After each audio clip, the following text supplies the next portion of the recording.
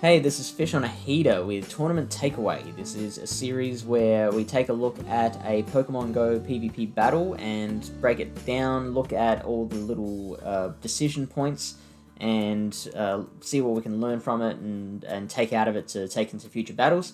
Hopefully someone watching one of these videos can can take it away, build their ranking for the future, become the next regional champion for their region, and maybe make it to Continentals. I've got Continentals on the mind at the moment. It's we're right in the middle of it by the time this comes out.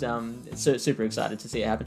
Anyway, so we are going to look at a battle today against a trainer called Speckleburst. This was a Sylph Road HQ battle. So the Sylph Road hold a monthly tournament for their volunteers. I'm a ranger for the Sylph Road myself.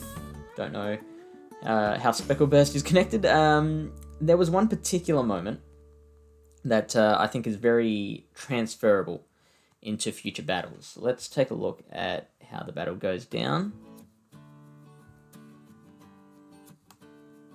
So not a good lead. Definitely lost that lead there. And you might have seen I had Hypno on my team, but I brought out Wigglytuff instead. The big reason for that was, number one, Wigglytuff is a big safe switch for me against that team. So if you look at the 6 Pokemon that Speckleburst has brought, all of those Pokemon I'm either hurting badly or beating. Probably the biggest problem for me would be your Skuntank, because I think I definitely have to use a shield against Skuntank, and I have to use a shield against Toxicroak to beat both of those. But I am still beating them. This Toxicroak that's come in, I'm happy to see that. Sorry, it hasn't come in. I'm happy for the Toxicroak to go in against the Wigglytuff, because if I just use one shield, then I know that gives me enough time to farm down the Toxicroak with just charms. So I shield this no matter what it is. I don't care what it is, whether it's Sludge Bomb or Mud Bomb. It turns out to be Sludge Bomb, which is the better of the options, and then she switches out. So I throw the Play Rough, which does not get shielded. And for me, I don't think there's any point in keeping the Wigglytuff around any longer, because I can't take it out to save it against save it for another Mon. It's stuck there, so no point in trying to save a shield. I'm not even gonna get to another charge move from there, so yeah, just let it go down. I take out the rest of the Hypno with Munchlax, and then no point in using a shield here. Maybe I do use a shield. Okay, why did I do that?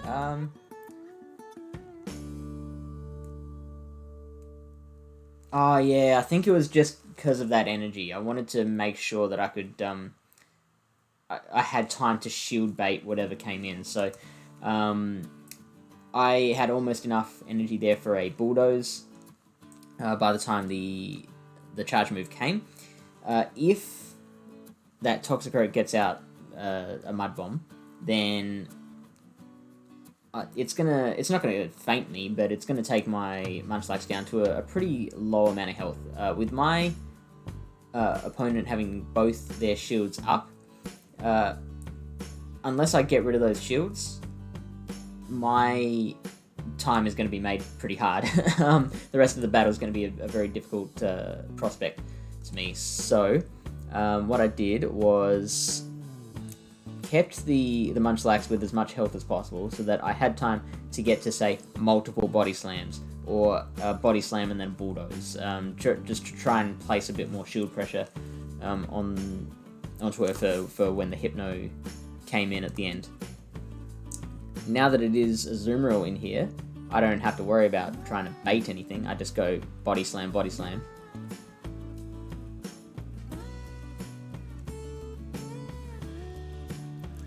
And here is the big moment. Now, as we've discussed, I am onto 0 shields, and my opponent has 2 shields, again, and half an Azumarill left.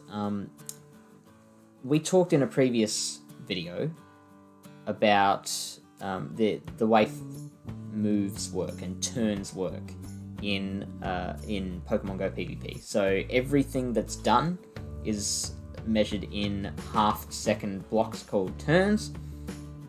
Every fast move takes a certain amount of turns. Confusion takes 4 turns, which is 4 lots of half a second, or 2 seconds total. And Bubble takes 3 turns. A charge move costs 1 turn. So if you throw a charge move at the same time as your opponent's throwing their fast move, those are going to fire at the same time, but the fast move is given time to complete. That means, I hope that's not confusing, the bubble, if I throw a Thunder Punch, the bubble that Azumarill throws right at that moment, it finishes off, and it takes basically 3 turns. It takes 1 turn to fire a 3-turn move. So, how do I stop that from happening? I can't afford to be hit by too much energy from the Azumarill, because I don't have anything to protect me now, and this is my last Pokemon.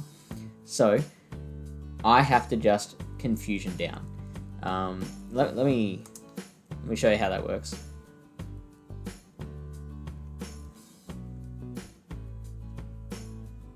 So I get hit by the Hydro Pump there. If I had stopped to throw a Thunder Punch, a meaningless Thunder Punch, because it's gonna just get shielded and then we're gonna move on, right? I just give the Azumarill free energy, because that bubble completes and they get more energy in less time. And you can see how much more work I've got to do. I don't want them to get to another charge move. The next charge move they get to, I'm done. So I just completely ignore the charge move, and Confusion does the trick. Alright? Let me show you what that looks like on pvpoke.com. So if you're not using this is just the best tool that any battler could ever ask for. It is so intuitive, customizable. It can tell you everything you need to know. So this is I've punched in a Hypno with no shields against an Azumarill with 2 shields. I've given it now. In the video, the Azumarill I surmised had about 80 health left.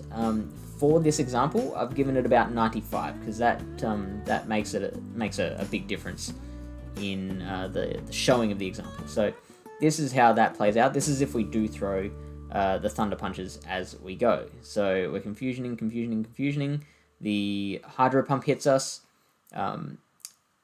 Confusioning again, we get to the next Thunder Punch, which is shielded, and then they get to a Play Rough before we can get to another Confusion or another Thunder Punch, and they faint. They beat us with 5 HP left.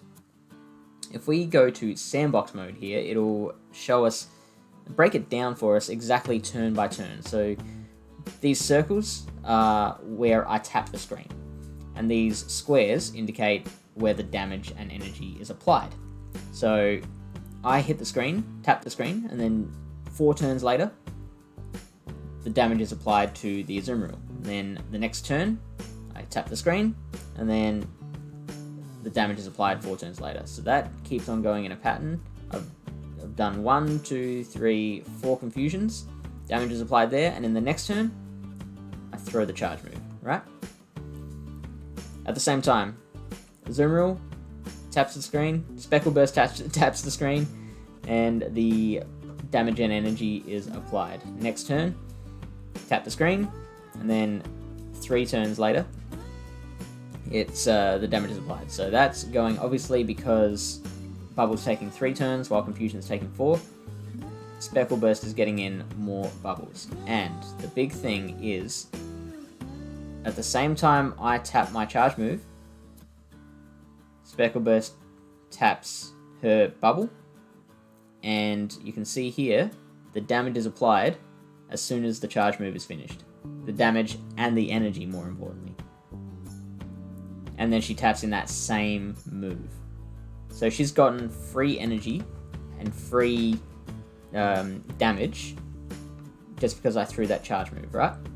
And then that allows her, just that one movement allows her to get to another charge move and knock me out before I can get to her. Taking a look at this one, this is if we don't use charge moves. So I've taken out the charge moves here from Hypno. And we'll go to sandbox mode again. We're not getting the free energy here. So tap, damage, tap, damage, tap, damage, and so on and so on. Same thing for the Azumarill. Tap, damage at the exact same speed. And so that's 2 turns less of energy and 2 turns less of damage. I mean, in this situation, the damage doesn't matter. It's the energy that we're worried about, because we just don't want Speckle Burst to get to another charge move. So there's the Hydro Pump, then tap, tap, tap, tap. 1 bubble away from Play Rough, which they would have gotten to if we had given them that free energy. So that is, if you are a GBL player and have been worried about now let's go back to the screen, that have been worried about or thinking that there are people cheating to get extra energy, that's obviously not true. They're taking advantage of this particular mechanic. It's not cheating, it's just knowing how the game works. Give it a go, practice it, start to learn how moves interact with each other, the timing of them, when one ends and the other begins, and vice versa, and maybe you can time it so that you can get some free energy sometimes, kind of manipulate it that way. Hopefully this helps, and I will see you next time with another tournament takeaway video.